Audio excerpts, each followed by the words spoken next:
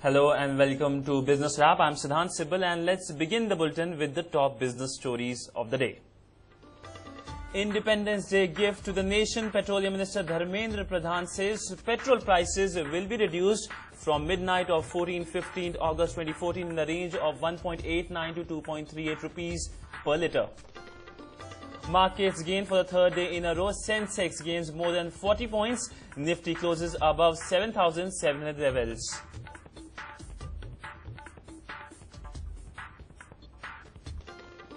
NDA government will not entertain foreign direct investment in multi-brand retail, says Commerce and Industry Minister Nirmala Sitharaman. Also says government taking various steps to boost FDI in the country.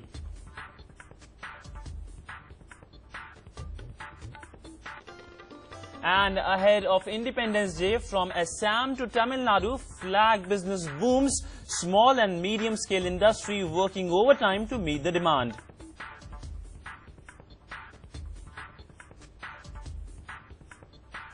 Well, starting with the good news, in what is an Independence Day gift to the nation, Petroleum Minister Dharmendra Pradhan today tweeted that prices of petrol will be reduced from the midnight of 15th August 2014 in the range of 1.89 to 2.38 rupees per litre. Petrol in Delhi will see a cut of around 2.18 rupees per litre. State retailers revise petrol prices on 1st and the 16th of every month based on average international oil prices and the rupee-dollar exchange rate in the previous fortnight. Oil firms had last cut the rates on August the 1st by 1.09 rupees per litre, the first reduction in prices since mid-April. This will be the second reduction in rates in this month. On to markets. Well, another day of gains for the markets. The markets ended in green for the third day in a row today. Sensex gained 38 points to end at 25,919 levels, while NSE Nifty gained 13 points to end at 7,740 levels. The BSE Small Cap Index lost 1.71%. The BSE Mid Cap Index was off 2.37%. Index Heavyweight and Cigarette Major ITC gained. India's largest FMCG company by sales, Hindustan Unilever or HUL advanced. Shares of power equipment major BHEL or Bharat Heavy Electrical stumbled after declaring weak Q1 results. Many other capital goods stocks dropped after BHEL's post-results slide. Gainers on the chart were ITC, Hindustan Unilever, HDFC, Sun Pharma and Wipro, which were up by between 2 to 1%. Losers on the chart were BHEL, Coal India, Hindalco, Tata Power and SBI, which were down by between 6 to 1%. The market breadth indicating the overall health of the market was weak, with more than 2 losers for every 1 gainer on BSE. Well, on to some global market action, starting with the Asian stock markets. Asian stocks edged higher today as investors weighed earnings and economic reports. Key benchmark indices in Taiwan, Japan, Hong Kong, China, Indonesia and South Korea were up by between 0.06% to 1.02%. Singapore's Straits Times fell 0.06%. On to European market action. Well, European stocks advanced today on better than forecast earnings reports from E.ON SE and Salzgitter AG. E.ON runs one of the world's largest investor-owned electric utility service providers. Meanwhile, Salzgitter AG is a German company and one of the largest steel producers in Europe. Key benchmark indices in France, Germany and UK rose by between 0.07% to 0.98%. On to news from the Parliament. Clearing government stand on FDI in multi-brand retailing, Commerce and Industry Minister Nirmala Sitharaman today said that NDA government will not entertain foreign direct investment in multi-brand retail. She said during question hour in Rajya Sabha that BJP got a massive mandate on the basis of its election manifesto, which opposes FDI in multi-brand retail. She also said that the government is taking a number of measures to boost FDI in the country. The mandate given to this new government was on the basis of the manifesto, and the manifesto very clearly said we do not entertain multi-brand retail, FDI multi-brand retail. FDI flows have not really been consistently falling. There's been fluctuations. Actually, if you notice, between 11 and 12, there was a positive trend, but after that, 26.33 is the drop and subsequently it went up by 6.12. So these are not steady fall and rise situations, there's been fluctuation. And actually speaking, inflows are dependent on the environment, also the way the investment decisions are made by those who want to invest in India, the macroeconomic policy framework, and so many other different factors also influence the decision of investors who want to invest in India. Well, as Independence Day gets closer, flag business is booming. From Assam to Tamil Nadu, flag makers are doing brisk business ahead of India's 60th Independence Day celebration on August the 15th. One claim suggests that Coimbatore city produces 5,000 flags daily alone. Take a look. Women in Assam made national flags of hand-spun clothes which are ready to hit the markets, increasing hopes of making a profit after the government banned use of plastic materials. As Independence Day draws closer, the noise of sewing machine at the Assam Khadi Village and Industries Board in Guwahati city gets louder, with several women workers making national flags made of indigenous cloth, khadi. The workers are aware that khadi flags are in demand in government offices. Workers said that with the flags being made out of khadi, the significance of the national flag has been reinforced. कारण किया देखर जितुएता गौरवर माने स्वाधीन देखर जितुएता आमार माने कीर्ति चिन्ह वस्तु এই বস্তুটো যেটা কাগজৰ দ্বাৰাই বনাই তেনেকৈ মানে ব্যৱহাৰ কৰিছিল আৰু সেই ব্যৱহাৰ বস্তুটো পিছত আমাৰ সেই 15 আগষ্ট বা 26 জানুৱাৰী যোৱাৰ পিছতে মাটিত পৰি যায় আৰু মানুহৰ গছকত পৰি যায় তেতিয়া সেই বস্তুটোৰ মূল্যটো কিমান ডাঙৰ বস্তু হেতু কোনে অনুভৱ কৰা নাছিল কিন্তু এইবাৰ কৰিলে যে সঁচাকৈ মই খুব সুখী হৈছো এটো কাৰণে Meanwhile, days ahead of the 68th Independence Day celebrations, the national flag business is booming in Coimbatore city. Over 200,000 cotton flags were produced in the state last year, and this year manufacturers have produced over 300,000 tricolored flags. The flag printers in Coimbatore claim that they produce around 5,000 flags daily, and this year they are working day and night, and hence the labor also has doubled. Jaya Kumar, a flag manufacturer, said that the flags manufactured by them are sent to various southern states and to various cities in Tamil Nadu itself. கோவையில் கடந்த 40 வருடங்களாக தேசிய கொடிகள் எல்லாம் தயார் செய்து விற்பனை செய்து வருகிறோம். தேசிய கொடியை பொறுத்த வரைக்கும் நம்ம தமிழ்நாட்டில் சென்னை, மதுரை, திருச்சி அனைத்து ஊர்களுக்கும் சப்ளை செய்து வருகிறோம். அண்டை மாநிலமான கேரளாவுக்கும் தயார் செய்து சப்ளை செய்து வருகிறோம். தேசிய கொடி விற்பனையை பொறுத்தவரை கடந்த வருடம் 2 லட்சம் கொடிகள் தயார் செய்து வந்திருந்தோம். இந்த வருடம் பார்த்தா 3 லட்சம் வரைக்கும் தயார் செய்திருக்கிறோம். விற்பனை நாளுக்கு நாள் அதிகமாகிக் கொண்டுதான் இருக்கிறது. மக்களிடம் ஆர்வம் எழுச்சி ஒவ்வொரு வருடமும் அதிகமாகிக் கொண்டே இருக்கிறது. India will be celebrating its 68th year of independence freedom from the British rule after nearly 90 years of struggle on August 15. Business Bureau, DD News. Well, on to earnings season, starting with Sun Pharma. Sun Pharmaceuticals Industries reported a consolidated net profit of 1,391 crore rupees for the quarter ended June 30, 2014, as compared to a net loss of 1,276 crore rupees in the same period for last year.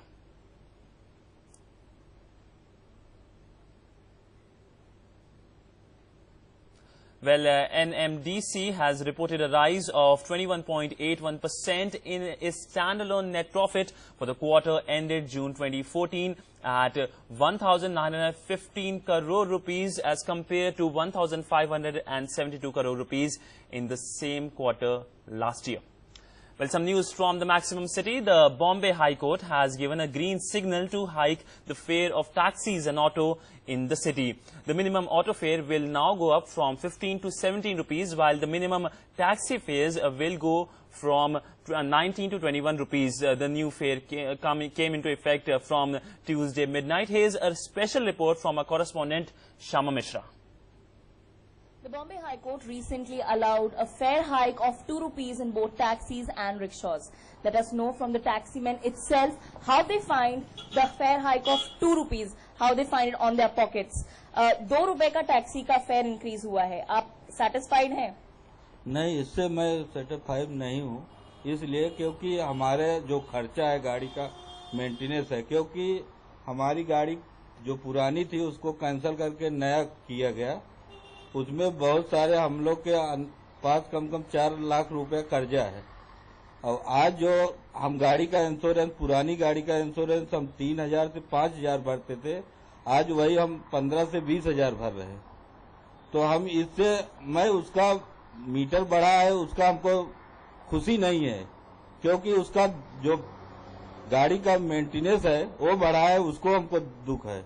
Metre जब तक update नहीं हो जाता है तब तक जो commuters हैं वो लोग उतना पैसा बढ़ा हुआ पैसा नहीं देंगे, तो आपको वो अपडेट भी कराने में पैसे लगते हैं। उसमें हमारे लिए देखिए और लॉस है, उसके लिए हमारे 2 दिन फालतू में गाड़ी खड़ी रहेगी और डेली का हमको बैंक को जो हम गाड़ी का इंस्टॉलमेंट मतलब हफ्ता जो भरते हैं तो वो हिसाब से डेली का हमको 500 रुपया बैंक को ही देना लगता है।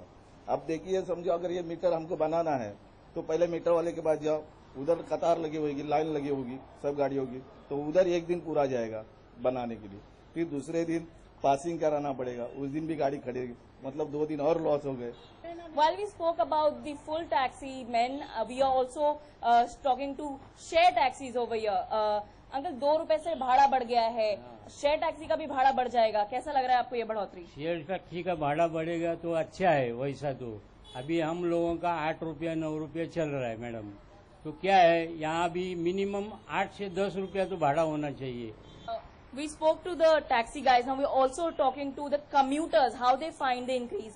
2 रुपए का भाड़ा बढ़ा है, आपके पॉकेट पे कैसा रहता है ये? नहीं मैम, जितना भाड़ा बढ़ा है अपने लिए महंगा है, क्यों जो भी हम काम करते हैं हमारी कंपनी इतना ट्रैवलिंग नहीं देते हैं, 1000 रुपये ट्रैवलिंग देता है हर महीना, तो 2 रुपये बढ़ा तो अपने लिए मुश्किल रहेगा। Definitely it's going to give a burden to our wallet because all the prices are increasing and at the same rate the salaries and income is not increasing. 2 रुपये इतना फर्क नहीं, आज के जो महंगे बढ़ गए उसके 2 रुपये ठीक है, चलते हैं, मुझको कोई प्रॉब्लम नहीं है। Well, after speaking to the taxi men, we got to know that a price increase of 2 rupees is nothing for them. And after speaking to the commuters, we have a mixed response. Well, we want to tell the commuters that they have to pay an increased fare only when they find a calibrated meter. Till then, they have to pay the same price as they were paying till now. With camera person Vineet Pednekar, this is Shama Mishra for DD News, Mumbai. Well, let's check out the other top business stories of the day, starting with Bimal Jalan, former RBI governor, will head the Expenditure Management Commission or EMC. The EMC will suggest ways to reduce food, fertilizer and oil subsidies to contain the fiscal deficit. The EMC is being set up following the announcement made by Finance Minister Arun Jaitley in his maiden budget 2014-15. To address the problem of illegal money stashed abroad, India has asked Switzerland to join the early adopter group. The early adopter group is mandated for an automatic exchange of information amongst the countries involved in the group.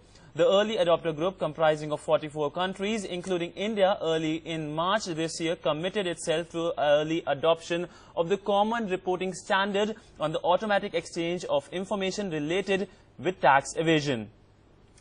Rating agency CRISIL expects the capital expenditure or CapEx of India's top 20 pharmaceutical companies to increase 40% to over 50,000 crore rupees till the fiscal 2018, compared with 36,000 crore rupees seen in the last 4 fiscals. Well, the government is considering setting up of 3 greenfield airports in Northeast. These will be set up in Assam, Arunachal Pradesh and Nagaland. Government today said it will come out with a new natural gas pricing formula by September 30th, keeping in mind the interest of investors and public. The previous UPA government had in December last year decided to price all domestic gas by April 1st, 2014, according to a formula suggested by Ranga Rajan Committee. More than 300 Indo-American organizations across the US have come together to give Prime Minister Narendra Modi a historic public reception. Prime Minister Narendra Modi will visit the US in September. The event is also expected to be attended by a number of US lawmakers. Well, Microsoft Devices today announced the launch of the most affordable Lumia 530 dual SIM smartphone for 7,349 rupees in India. Microsoft Devices said Lumia 530 will be available in stores at a best buy price of 7,349 rupees starting August 14, that's tomorrow. Well, country's largest car maker Maruti Suzuki India today announced crossing of the 25 lakh production milestone of its K-series petrol engine that powers popular models including Alto K10, Celerio, WagonR and a Swift, the K-series engine, were first introduced in India in 2008 in the compact car A-Star. Well, the top 5 Indian billionaires, led by Reliance Industry chairman Mukesh Ambani, collectively control and hold your breath $85.5 billion, or about 5,23,897 crore rupees in personal wealth. This accounts for nearly half of the country's total billionaire wealth. According to the analysis by wealth research firm WealthX of India's richest individuals, Mukesh Ambani remains the richest man in the country. Well, aviation news, AirAsia India, the latest entrant in domestic airspace, has lowered its fare by 20% for a limited period on all its flights. The discounted ticket scheme was launched yesterday for a 6-day period, that is till August 17th, and will offer customers 20% discount on tickets across categories for flights from Bengaluru to Chennai, Kochi, Goa and vice versa. Well, everyone plays it. Candy Crush, the makers of the mobile game Candy Crush Saga, has reduced their 2014 forecast after lower than expected second quarter results. King Digital Entertainment said that it expects to make $2.25 billion to $2.35 billion from items purchased within its games. And finally, Indian Railways' fourth state-of-the-art packaged drinking water facility set up at Ambernath in Thane district will get operational from today. Railways manufactures and supply packaged drinking water to its passengers under the brand name Railneer through its subsidiary IRCTC. Well, now news from down south, from Karnataka. Karnataka has set up a warehouse for startups in partnership with IT industry body NASSCOM to mentor, nurture and fund technology entrepreneurs. The government will start country's first and the world's second Hackaccelerator, which will be a mind lab to test IT entrepreneurship ideas and startup ventures. More in this report. After attaining the Silicon Valley of India tag, Bangalore is now all set to be Startup and Innovation Capital of India. A Hackaccelerator, which will be a mind lab, will soon be set up to help the brightest minds to test their ideas. The Hackaccelerator, a combination of hackathon and an accelerator, will be one of the first few in the world. The Hackaccelerator will be India's first mind lab where young entrepreneurs can test their business ideas through startups, where they can even get funding from venture capitalists. The central government has already announced 10,000 crores for the startup. Then we have to get more share. If you look into the present scenario, what is happening in Karnataka state, more than 50% money will come to Karnataka. We are in the line, and startups should be encouraged. Only with that intention this has been brought, and this is going to pay the big dividend to the startup in the coming days. The government has already started the first ever startup warehouse NextGen in Bangalore with an investment of ₹5 crore to incubate new companies in 6 months across industry verticals. Located in Diamond District in the city centre, the 50,000 square feet warehouse has over 100 startups with dozen employees in each of them. When ready by this year end, it will be one of the largest multidisciplinary technology incubation facilities in Asia and the largest across India's top 5 metros. When somebody, to commit to quit a job and to start a startup is a pretty big thing for an individual. So where I can, as an individual, over multiple weeks go figure out if the product or my idea works in the market, it gives me a lot more confidence to quit my job or quit whatever I'm doing and invest in the idea wholly. And I think the accelerator will help there. The government is also encouraging engineering colleges for the startup ventures. Besides this, the government and IT ministry will also aim at making Bangalore a complete Wi-Fi city. Aisha Khanam's report, DD News, Bangalore. Well, news from the coast. The Supreme Court has asked the centre to give within 2 weeks a roadmap for cleaning River Ganga. The Apex Court told centre that the issue of cleaning Ganga is very important and it has to be put on front burner. The court also sought a status report on the government's action plan to clean the Ganga along with the roadmap on the action to be taken and the steps in that direction.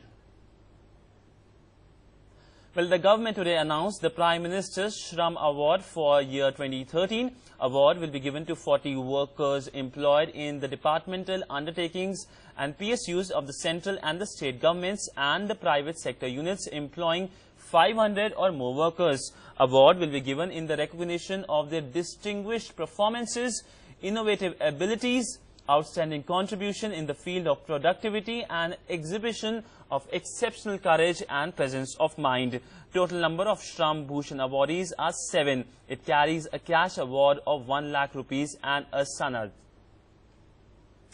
Well, some news on the monsoon. India is no longer staring at the barrel of drought gun, but is likely to end up with a deficit monsoon season.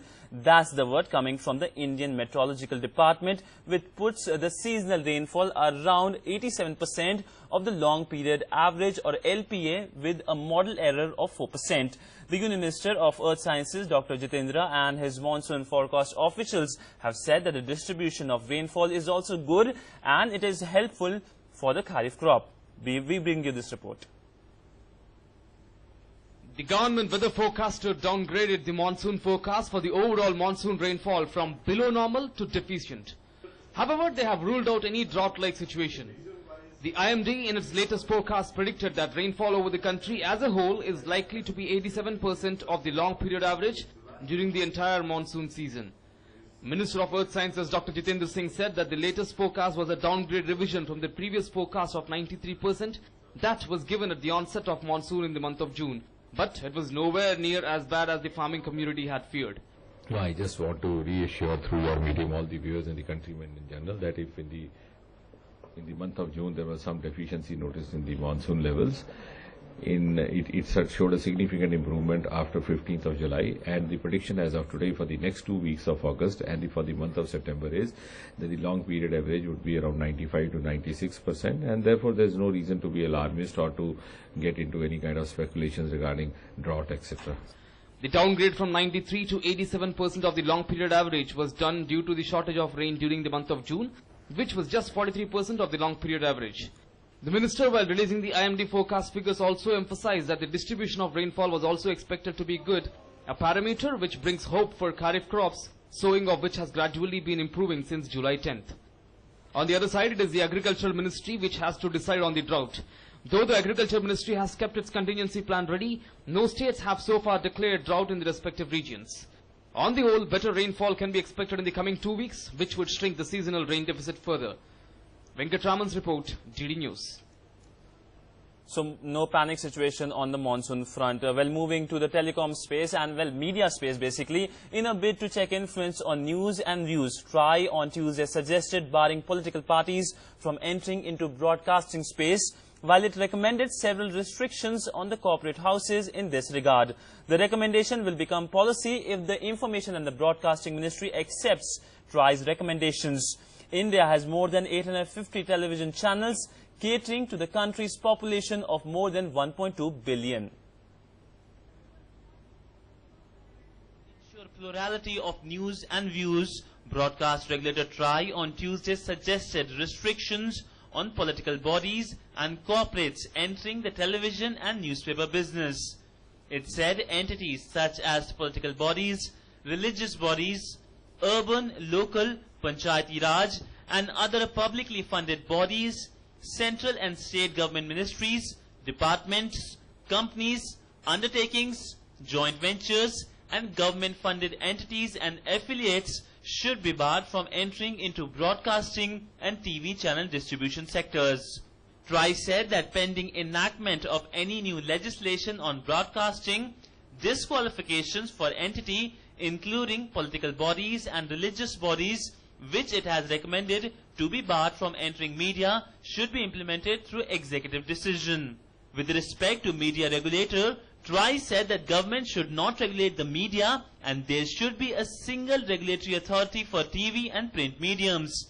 The regulatory authority should consist of eminent persons from different walks of life, including the media.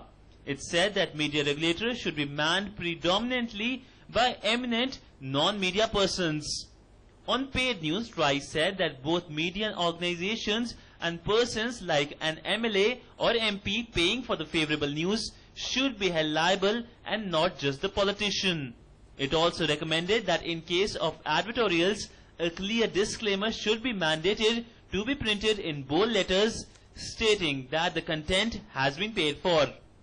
The regulator also said that arm's length relationship between Prasar Bharati and the government must be strengthened.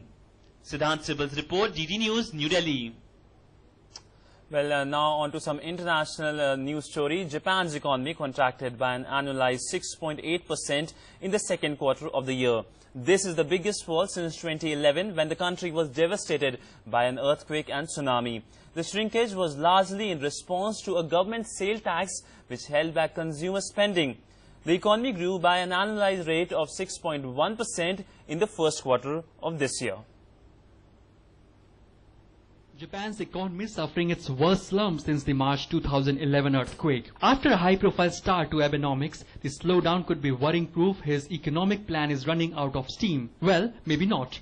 Both Abe's government and economists were expecting a slowdown in the second quarter after an unusual hike in the country's sales tax. The GDP number was better than the consensus forecast of 7.1%, but it is still a hefty decline.